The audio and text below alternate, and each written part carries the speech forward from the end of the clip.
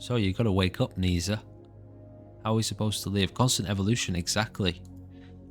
Awakening, man. Cultivating awakening. This is what I was trying to say to, let me just find the name. British Gamer. You can wake up. There is a different way to live. This is... To know that the way society in general is living is not the only way. There is a way to wake up. There is a way of life that cultivates awakening.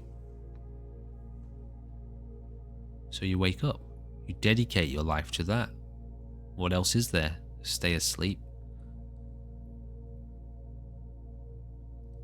Yeah, you get stuck in a loop. Whatever level of consciousness you have evolved to, you are destined to repeat forever. Because energy can't be deleted, it can't stop. So whatever frequency, whatever level you've got going on, you just stay there, man. You just keep repeating it. This is why ending your life does nothing. It starts you off again at the beginning of the cycle. It's not good enough. It doesn't work. It's a lie. It's actually the final lie of the ego. When you... I don't know whether I should say this, but I will. If you were to do that, the last thing you would hear inside your head is your own ego laughing at you. Because it wins. It gets you. It tricks you one last time. Like a demonic laughter you would hear inside your head as you were leaving. Because it wins. It gets you this time round. And you just start again. So it's not good enough. You can't go that way. You have to evolve. You have no choice. If you want out, if you want to grow, if you want to see the truth, if you want to change the situation for yourself so that you're not destined to repeat the same miserable cycle, we're all in the same boat here. I'm not telling you what to do. I'm talking about myself, you know. This is my own life. I'm talking about my own experience. This is not knowledge that I've gained from a book. The books from the ancients are there to give you a little bit of a footprint. You come, you read the book, okay, this person seems to have walked this path before. They have maybe dropped a few hints about the practice, how to awaken. And so you walk the same way. You don't follow the book. You walk the same way. And so eventually you wake up, and now you know. Now you know what's going on here. Now you know the real deal, and you don't need drugs to get there because you did it naturally. You did it totally within yourself. Totally self-sufficient. And you will be able to answer these questions in the same way that the ancients do. Because they live it. Well, you said you wanted to have a conversation with someone deep, didn't you? You gotta go looking for it, man. You really want it, you gotta seek it. It's right in front of you these days, on the internet, the knowledge, in terms of the instruction, the guidance, it's everywhere. Years ago, you would have had to walk to Tibet, like my teacher did. It's gone back 40, 50 years, obviously. Well, the knowledge is there, if you look in the right place. It's like, in general, humanity is pretty shallow, but if you connect with the right forces, you find the depths.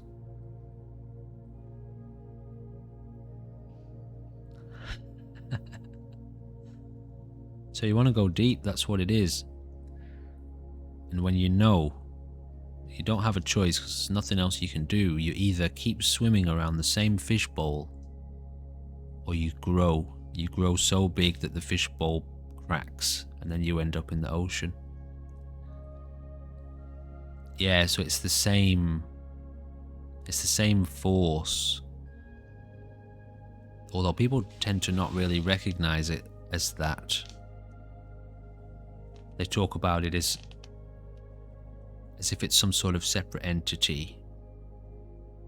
There is a darkness within consciousness itself. It is the darkness of despair, deep despair, immortal despair. I'll try not to make this stuff sound too scary, but on the human level, what you experience as ego on an energetic level outside of the human head is a very, very dark force of corruption in the cosmos.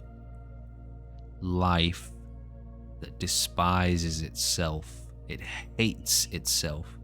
It hates its own existence because it is so dark, and it is in so much pain, and it is in so much despair. Well, it just hates its own existence for that reason, and it is the very opposite force of love. When you go very deeply into the heart of the present moment, you really do arrive at the love, at the center of the universe. That's what you are at your deepest core. But the other end of that energy is what they call Lucifer,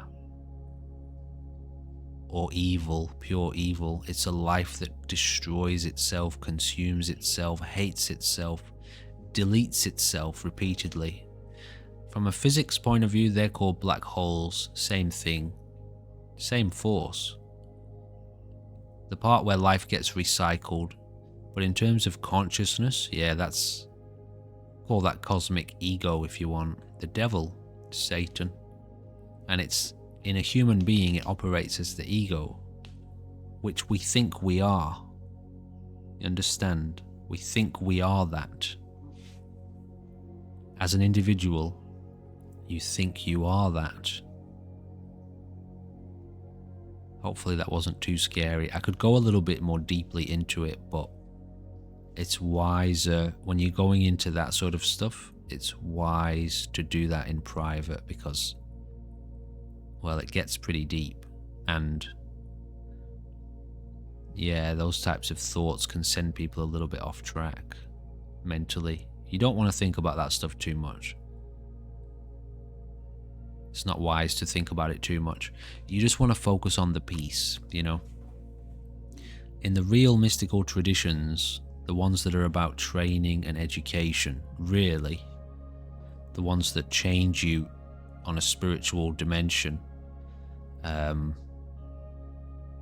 we introduce you to this idea of cultivating stillness and peace. And there's a reason for that. It's because that's your safety net. That's what keeps you safe. You cultivate peace, which leads you to love, real love, universal love. Not the fluffy imaginary stuff, but the stuff that's actually at your heart. Once you connect with that, you're safe. You've made contact. You can go home whenever you want. From there, if you decide to descend into darkness and chaos because you want to know what that is as well, you have the right to. And from your teacher's point of view, they'll be happy to let you go then because they know that you know how to go home whenever you want. So yeah, you focus on peace and stillness and love, and you cultivate that until you truly get to the heart. And then from there, you can start to mess around with some of the other stuff. But you've got to be careful with it because it's real. And it's insane. Hello Michaela, welcome back. It is possible to talk outside of the stream, Nisa. So what I'm doing with you now is my job. This is what I do as a career. This is how I feed myself. I have students or clients, and there is a difference. Clients tend to focus more on counseling. They want a counseling session. Students are the kind of people who want to be on board for a little while and have regular conversations, and students have homework, you know. So it's possible to do that. You can talk to me just in general anyway if you want to. But yeah, this is what I do as a job, along with teaching martial arts and meditation. This is mysticism, what we're discussing right now. The nature of the mind. Mystical mental health means, well, looking at your life and life from this perspective, learning to see it from this perspective. What that does is actually puts all of these conditions like depression and anxiety and psychosis, schizophrenia, along with all of the others actually, dissociative identity disorders and all of the other really fascinating manifestations of psychology, it puts them all into a very, very different perspective, or rather you see them from a very different perspective, one that means you don't necessarily have to fix them, because you see them in a different light, and you also know how to not let them rule you, even if you do experience hallucinations or depression or anxiety. Some of these things you'll see the cause of, like you see the cause of anxiety, you see the cause of depression. You gain insight into how to cure that based off of how you govern your attention in your body, how you act, what you think, the people you engage with, etc., etc. The deeper ones that are more sort of deeply distressing psychological disorders, you learn how to not let them rule you. Often they will still be present, but because you have generated a gap between you as awareness and the disorder that you experience, wisdom lives in that gap. So if you, like I say, if you've generated space between your condition and you as the observer, wisdom can be applied, and it stops you acting on, or rather you start to see what's real and what's not, and then you obviously don't act on what's not real.